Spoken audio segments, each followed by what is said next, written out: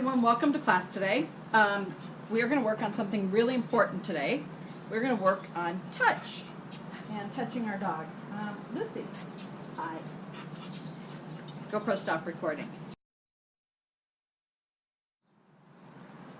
The next thing we're going to work on is touch, and this is really important. We're going to work with each of our dogs and determine, GoPro, stop recording. Touch, and this is really important.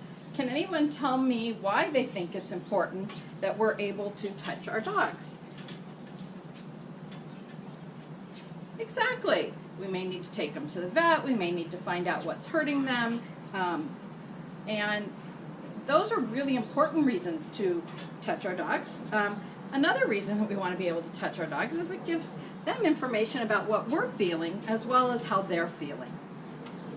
How are we going to determine if our dogs like to be touched? And not every dog does like to be touched. Some can be taught to be touched when it's necessary, but some dogs just don't like to be pet. Just like some of us don't like to be touched or to have people too close to us.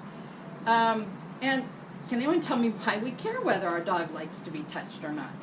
Is it necessary that they be touched? Sometimes, but not always. Okay, GoPro, stop recording.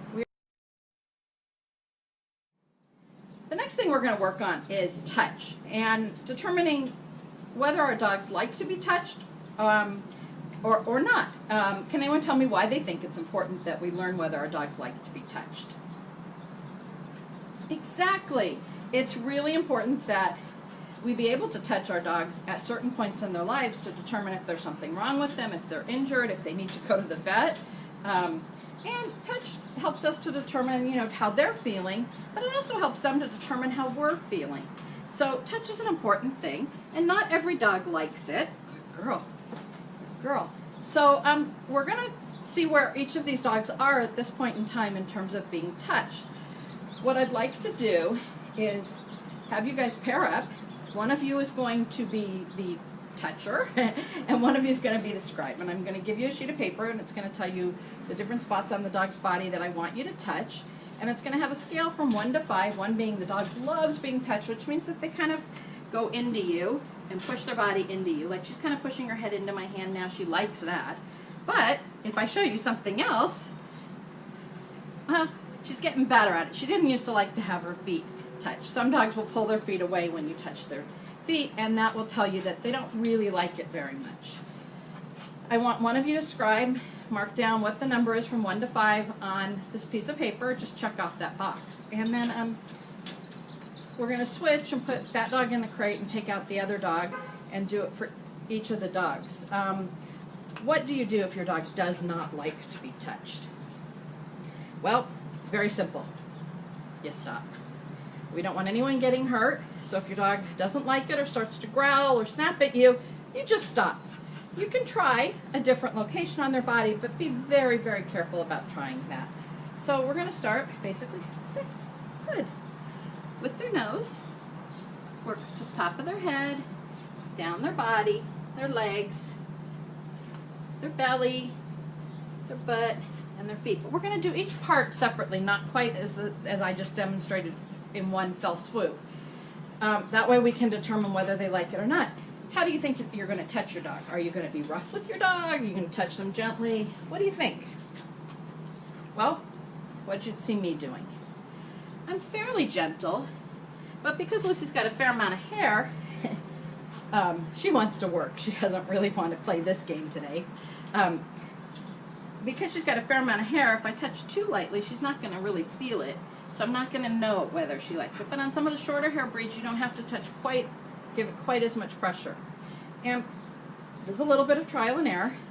Err on the side of touching lighter rather than harder. We don't want to hurt our dogs, and we don't want to provoke a response that tells us that they don't like what we're doing. Okay, let's get started. Oh my God. Good. GoPro, stop recording.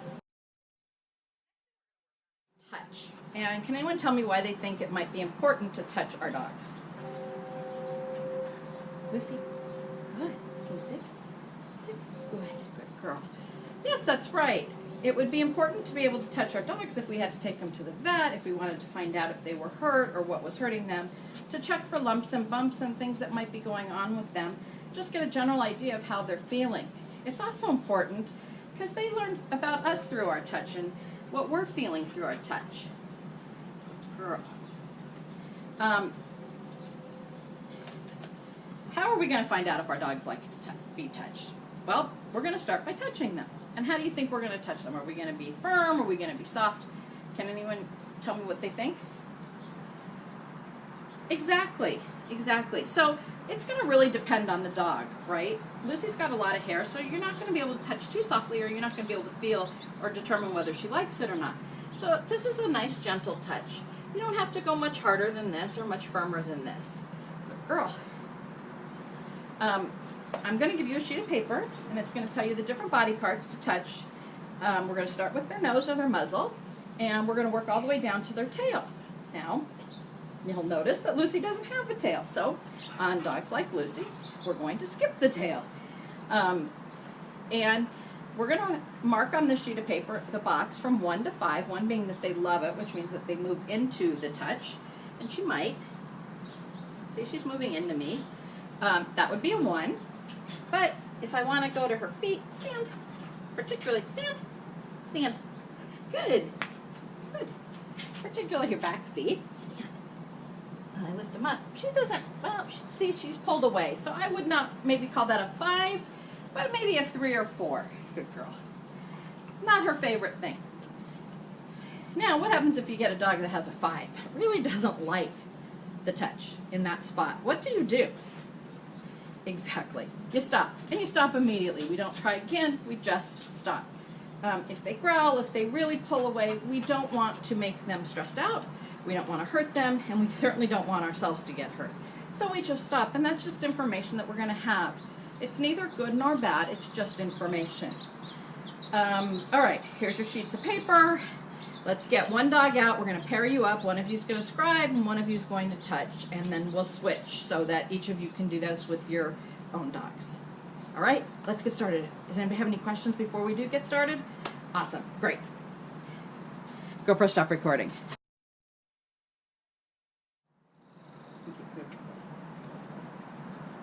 Hi everyone, welcome to the first day of Unleash Training to Transition. I am so excited that you've chosen to be here with us today. As you can see, there are a number of us and a number of dogs here. My name is Sharon. I am the founder of the program and the teacher of your class, and this is my demo dog, Oscar. He is 8 years old, and he is an Australian Shepherd, and he loves to work. I'm going to have each of my volunteers introduce themselves and tell you 1 or 2 little things about themselves. GoPro, stop recording. Hi everyone, welcome to the first day of Unleash Training to Transition.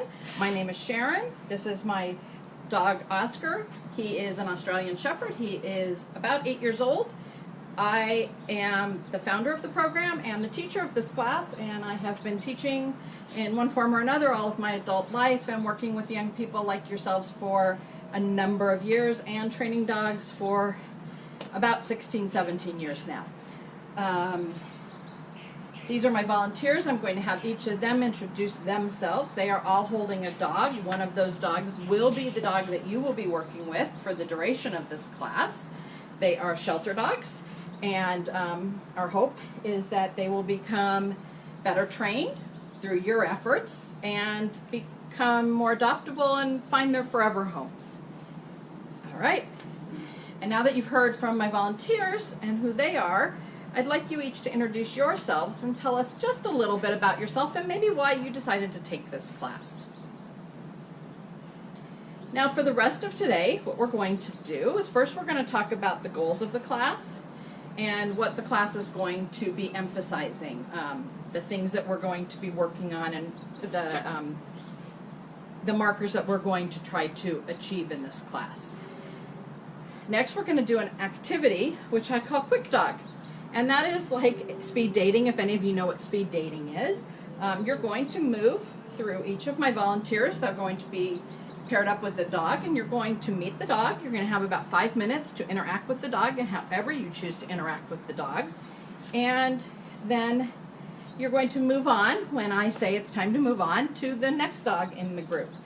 And hopefully by the end of today we'll have a really good idea of who we're going to pair you up with, so that you'll know who you'll be working with for the remaining 17 classes that we have. After we've done our meet and greet, we're going to gather back together, going to talk about our observations of the dogs, any questions that you may have, and then I'm going to end, as I do every class, with a one good thing. And that one good thing is one good thing that you observed someone else doing in class today, and then one good thing that you observed yourself doing, or that you're proud of yourself for today. All right, so let's get started. Go press stop recording.